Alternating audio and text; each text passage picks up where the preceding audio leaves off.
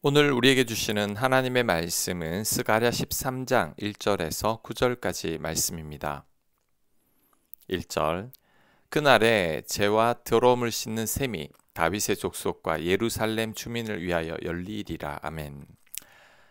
죄와 더러움을 씻는 셈이 예루살렘 주민을 위하여 열린다고 합니다.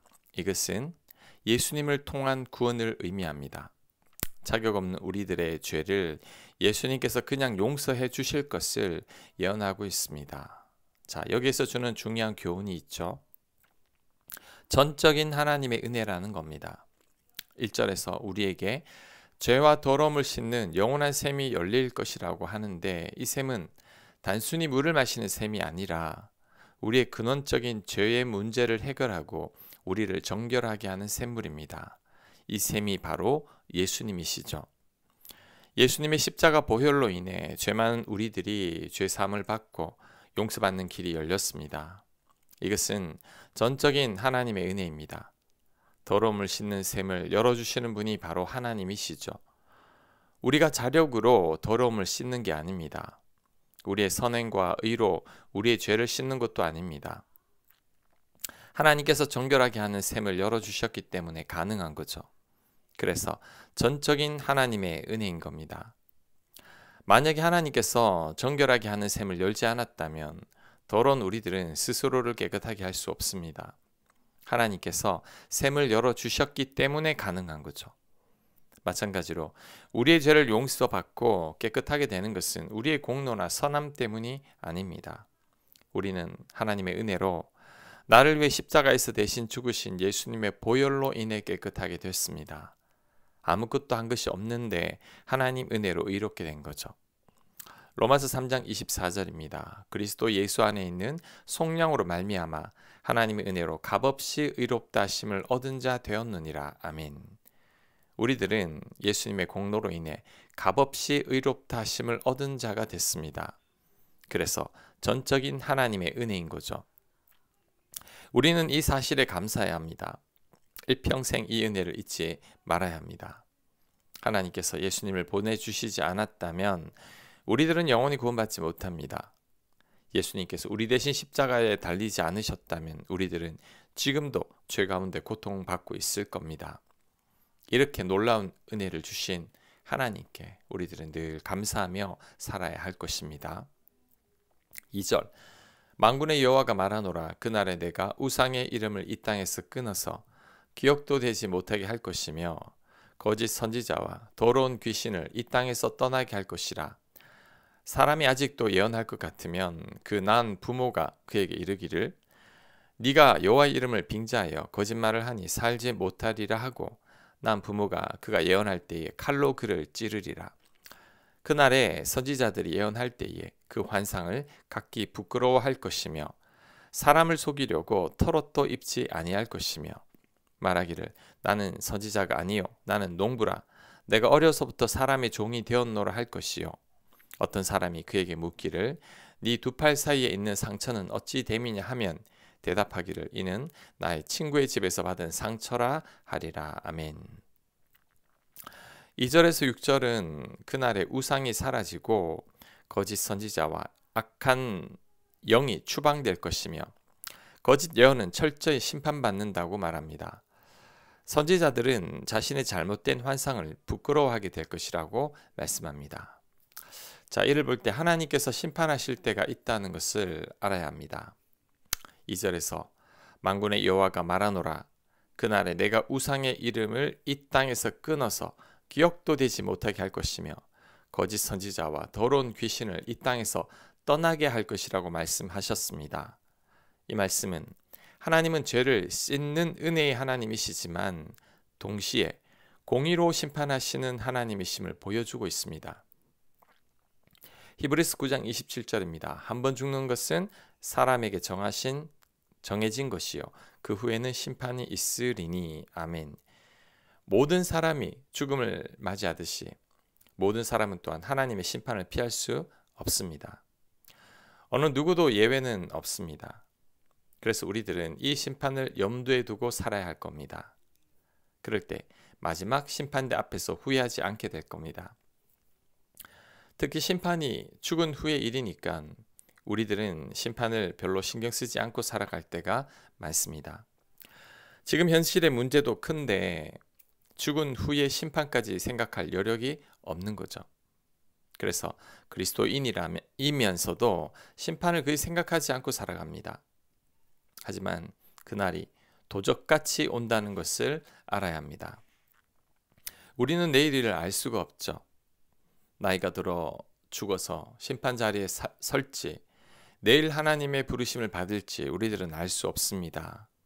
내일 예수님이 오실지 우리가 어떻게 알겠습니까?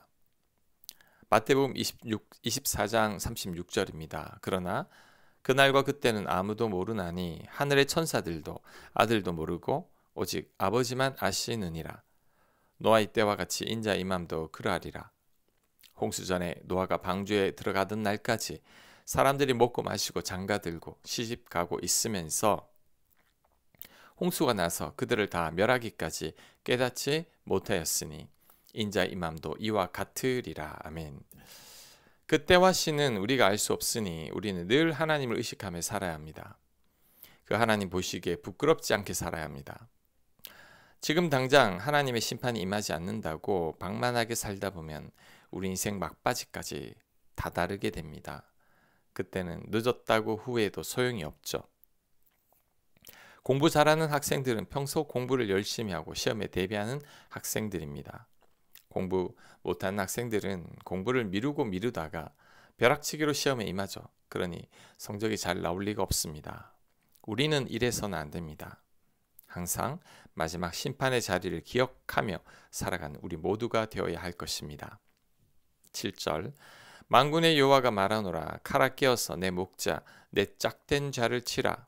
목자를 치면 양이 흩어지려니와 작은 자들 위에는 내가 내 손을 들이우리라. 여호와가 말하노라. 이 온 땅에서 3분의 2는 멸망하고 3분의 1은 거기 남으리니 내가 3분의 1을 불 가운데서 던져 은같이 연단하며 금같이 시험할 것이며 그들이 내 이름을 부르리니 내가 들을 것이며 내가 말하기를 이는 내 백성이라 할 것이요 그들은 말하기를 여호와는 내 하나님이시라 하리라. 아멘. 7절에서 9절은 목자의 고난과 희생에 대한 예언입니다. 목자가 흩어지는 고난의 과정이 있을 것이라고 합니다. 하지만 하나님께서 남겨둔 3분의 1의 백성들을 불 가운데 던져 은과 금처럼 연단하실 것을 말씀하셨습니다. 이 연단을 통과한 백성들은 여호와는 내 하나님이시라 고백하며 하나님의 참된 백성이 될 것이라고 합니다. 이 말씀은 연단과 심판을 통해 진정한 하나님의 백성으로 만들어진다는 말씀이죠. 자, 이 대목에서 주는 마지막 교훈이 있습니다. 하나님의 백성들은 연단과 시험을 거쳐야 합니다. 연단은 멸망이 아니라 우리의 신앙을 순금처럼 재련하는 과정입니다. 그래서 하나님의 백성으로 합당하도록 단련하는 거죠. 베드로전서 1장 6절입니다. 그러므로 너희가 이제 여러 가지 시험으로 말미암아 잠깐 근심하게 되지 않을 수 없으나 오히려 크게 기뻐하는도다. 너희 믿음의 확실함은 불로 연단하여도 없어질 금보다 더 귀하여 예수 그리스도께서 나타나실 때에 칭찬과 영광과 존귀를 얻게 할 것이니라. 아멘. 우리들이 여러 가지 시험으로 말미암아 근심하게 될 것이지만 불로 재련한 금보다 더 귀한 믿음을 갖게 된다고 합니다. 그래서 칭찬과 영광과 존귀를 얻게 된다고 말씀합니다. 우리들의 믿음은 연단과 고난을 통해 자란다는 것을 알아야 합니다. 아무런 연단이나 고난이 없으면 믿음도 자라지 않습니다. 아무런 시험이나 환란이 없으면 우리들의 믿음은 늘 제자리에 머물게 되죠. 운동선수들이 금메달을 그냥 따는 게 아닙니다. 피땀을 흘리면서 고된 훈련을 견뎌냈기 때문에 금메달을 딸 수 있습니다. 농부도 그냥 수확을 하는 게 아니죠. 새벽부터 밤늦게까지 농작물들을 돌봤기 때문입니다. 무더운 여름에도 고생했기 때문이죠. 마찬가지로 우리들의 믿음도 연단과 고난으로 인해 자랍니다. 또한 연단과 고난으로 인해 우리의 모진 성격과 고집과 욕심이 꺾이기 시작하죠. 우리 안에 죄와 불순물들이 빠집니다. 그래서 결국 하나님 뜻에 맞는 사람으로 조율되는 거죠. 그러니 우리들에게 시험과 연단과 고난은 반드시 필요하다는 것을 알 수 있습니다. 그로 인해 하나님의 사람으로 만들어지기 때문이죠. 지금 혹시 시험과 연단과 고난 가운데 있다면 인내하며 잘 참아내길 바랍니다. 그럴 때 결국 하나님 보시기에 합당한 사람이 되어 있을 것입니다. 아멘. 하나님, 우리를 연단하여 정결한 믿음의 사람이 되게 하여 주옵소서. 나의 모든 것들이 하나님의 은혜임을 늘 기억하며 사는 저희가 되게 하여 주옵소서. 예수님 이름으로 기도합니다. 아멘.